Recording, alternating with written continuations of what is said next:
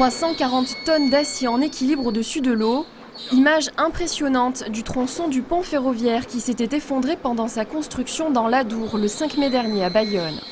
Tombé dans l'eau à 12 mètres de profondeur, il aura fallu 4 heures de travail et 2 grues flottantes pour relever cette pièce aujourd'hui. Ce qui rend l'opération si délicate, c'est que le tronçon qui était dans l'Adour était sécurisé, mais il était quand même en équilibre, posé sur la pile et fiché dans l'Adour. Et pendant toute la phase de levage, on avait la proximité du pont existant, et donc il fallait éviter que le tronçon puisse toucher le pont existant, ce qui nous a amené à interrompre les circulations pendant toute la phase de levage. Circulation fluviale et ferroviaire coupée le temps de l'opération, de grandes manœuvres qui ont eu lieu devant de très nombreux curieux. On a eu peur que ça touche, à un moment donné de la manœuvre, que ça touche le vieux pont. C'est formidable de voir ce travail, quoi. Et puis le matériel qu'ils ont.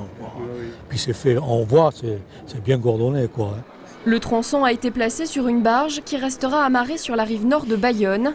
Dès demain, des experts viendront l'examiner pour tenter de comprendre la cause de l'accident qui reste toujours inconnue et savoir quelles pièces du tronçon devront être remplacées.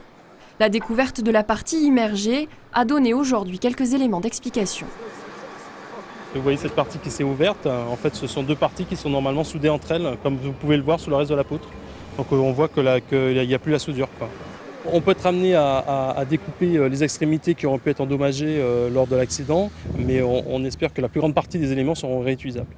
Cet accident avait fait 2 blessés graves, 2 ouvriers qui ont eu pour l'un les genoux cassés et l'autre un fémur. Tous deux ont quitté l'hôpital et regagné leur domicile au Portugal.